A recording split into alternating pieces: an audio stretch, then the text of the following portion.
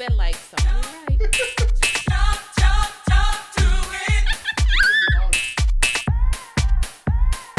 Into the dab. The bitch dab. You know how you high and you don't want to be high no more? Are y'all letting people spit in your asshole?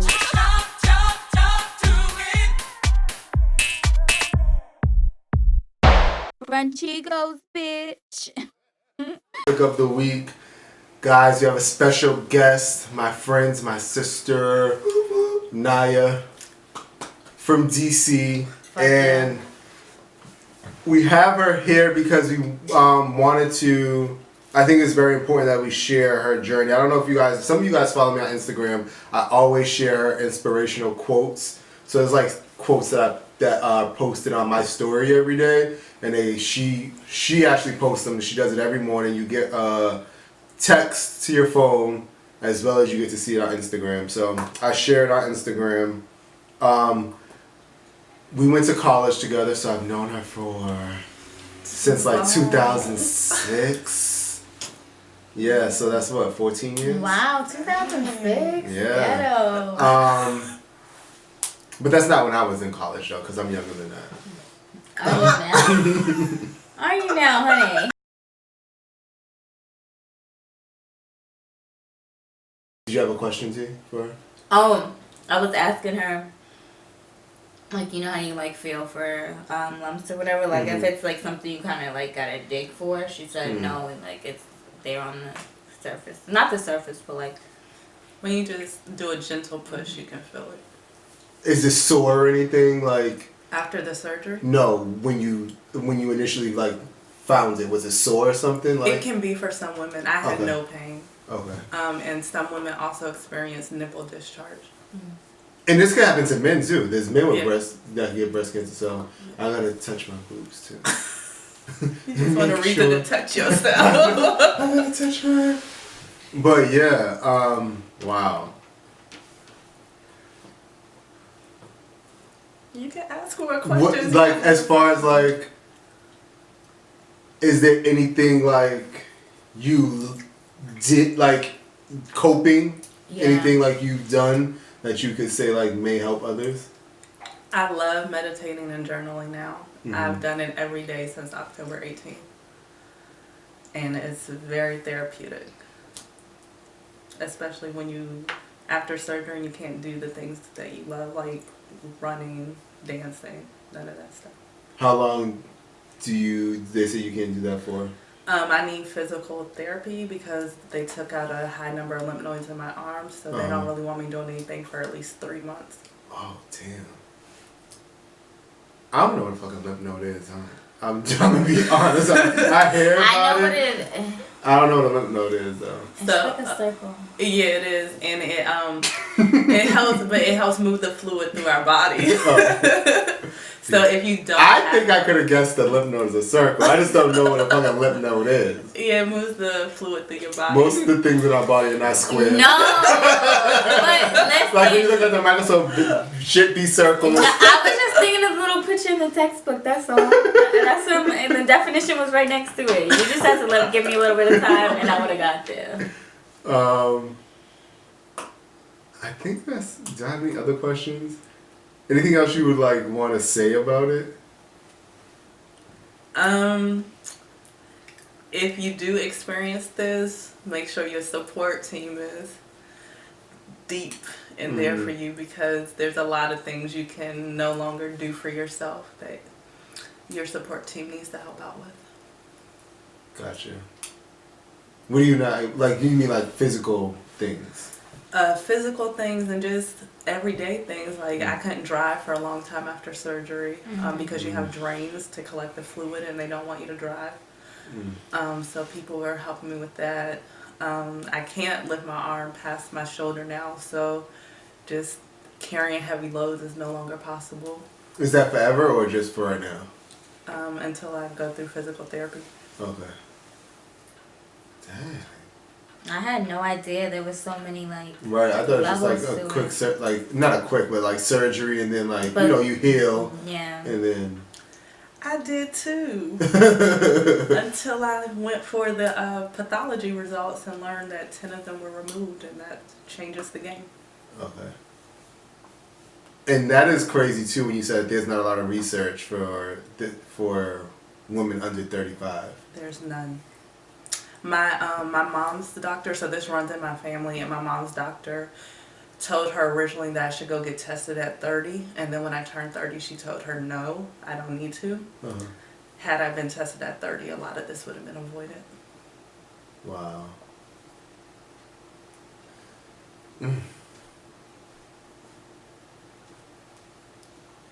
But you know when people say it's like, well, we've been taking the same class, life visioning mastery, and it says that when you start believing that everything happens for your greater good, you flow through life better, and you realize, like, I don't know, like life becomes easier for you if you could go through life thinking that. Are you able to like process any of this like that at this moment, or is it too soon?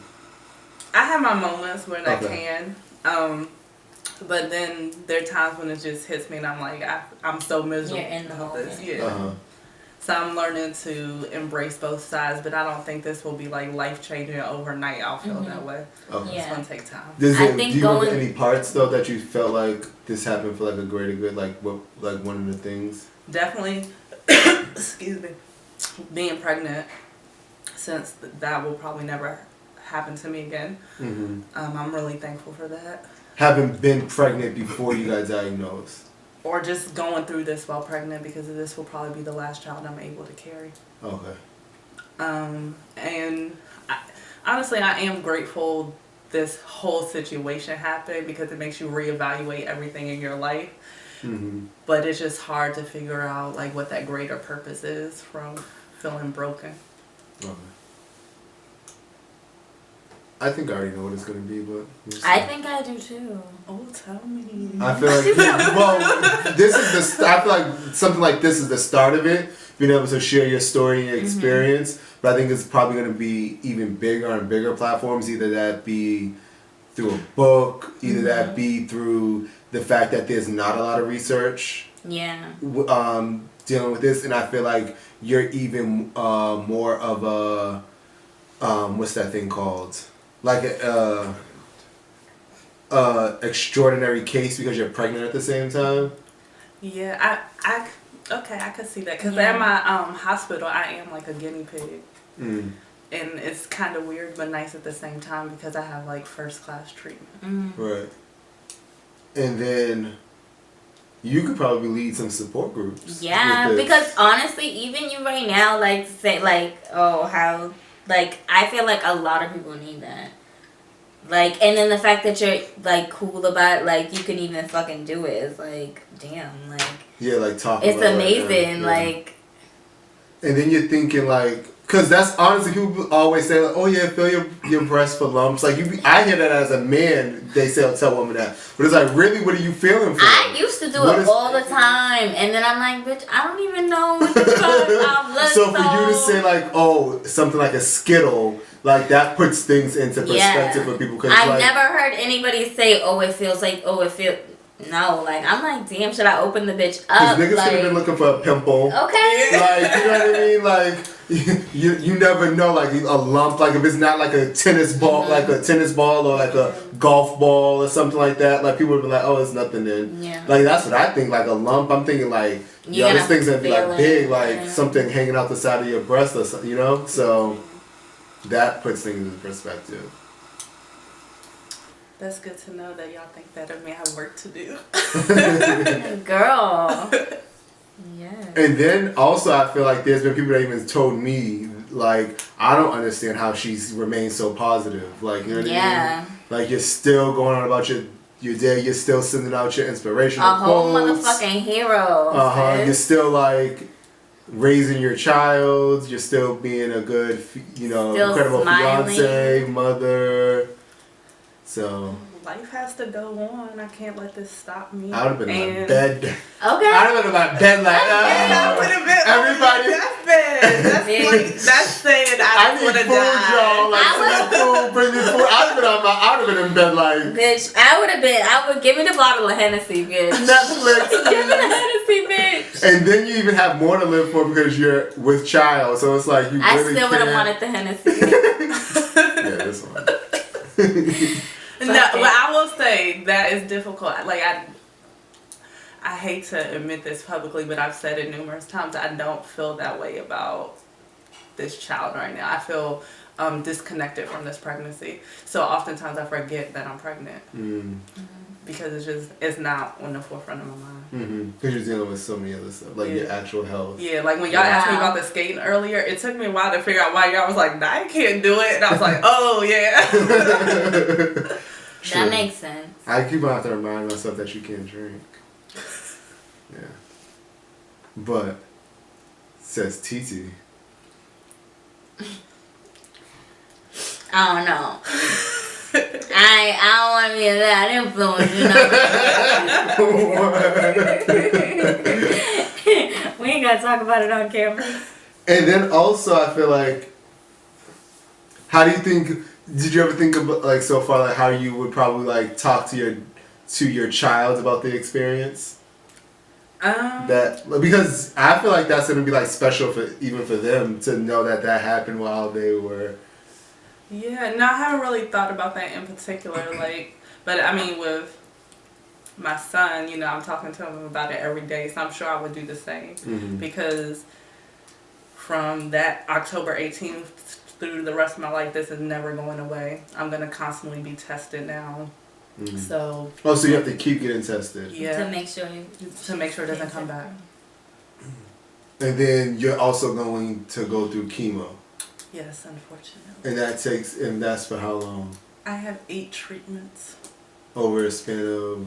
I don't really know span of time right now. Okay. Because I don't know the treatment schedule for after I have the baby, but before it'll be 4 months. 4 months? Before the baby. And so I think that like makes you like lethargic and you lose your hair.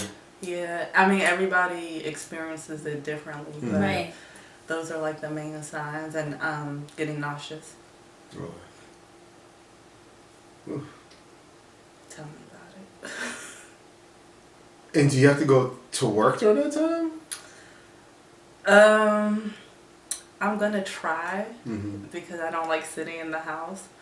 But I've been told that pregnant women who have chemo can experience contractions, and so it's best to stay in labor and delivery after the day of chemo. So I might do that. So that would be like 2 days of work I'm missing out of a 5-day work week. Okay. After every chemo appointment. Yeah, and I only have chemo every 3 weeks. Oh, so it's like an appointment every 3 weeks. Yeah. Oh, I didn't know that. I thought it was like probably like once every like week. Some women will have that schedule, but because I'm pregnant, it has to be stretched out. And the chemo does not affect the baby. As far as they know. I have to see my baby to believe it. Okay. Now you said you've talked to other women that have had chemo during pregnancy? Yeah, this girl I connected with on IG told me about this Facebook group for women who are pregnant with cancer, and connecting with 700 other women who are going through this at the same time or have gone through this has been very helpful and insightful. Wow. More power to you. Fuck yeah. Thanks, y'all. You're strong. As fuck. Y'all. No, like for real. Mad strong. And she drove all the way up here to Boston from DC. I did. I wanted to see y'all. Fuck with us. So yeah. And thanks for being my shoulder to Of course. bust on. Oh, girl. I can't reach y'all. Stop. I was trying to make y'all I know what you were trying to do. He missed it. like, bitch, nobody was trying to hug you. Mad, You always are trying mad to hug me. thirsty. You're mad thirsty. Yeah, so that's our show this week, guys. Bitch. I hope you enjoyed, learned a few things. Yeah. Cause I did. Follow Naya at Let her Kite drop her Kinetics. handle. Kite Kinetics. That's KIGHT Thank you. KINETICS. That was so good. Kinetics. Kite Kinetics. Not kinetics, kinetics. Cause I definitely gonna say KA, but whatever. Yeah, get those inspirational quotes every morning. They actually really do help now. And share them because you never know I've who else actually needs been to see that shit. so I share them, and I've seen a lot of other on a lot of other Reshare it, people's yeah. You should check. page, and like people that don't know her. So yeah, so it's like it does. People do find them very helpful, and they're up every morning. Except for this morning because I couldn't get up. Oh, I know. I was gonna ask you about that too. I didn't even realize. I was gonna say, like, where's my quote, girl? You get a text every morning around 7:40. I've been getting a text. Well, y'all won't get that. Oh, yeah. Y'all just get the IG post. What's it called? I literally know like where I usually get it while I'm in the same spot every day. Like, and I know when my phone buzzes, I'm like, oh, that's not it. Like, I know it's not. I'm like, that's not it. Yeah, that's my quote. Yeah, delivered. And sometimes I'm like, okay, this one's hitting for today. Yep, right on time. Well, thank you for sharing with us. Yes, thank you. Thanks for having me. And she's a dedicated listener, so it was cool to have her on the show. Yeah. See the behind the scenes. All right, guys, see y'all next week. Bye.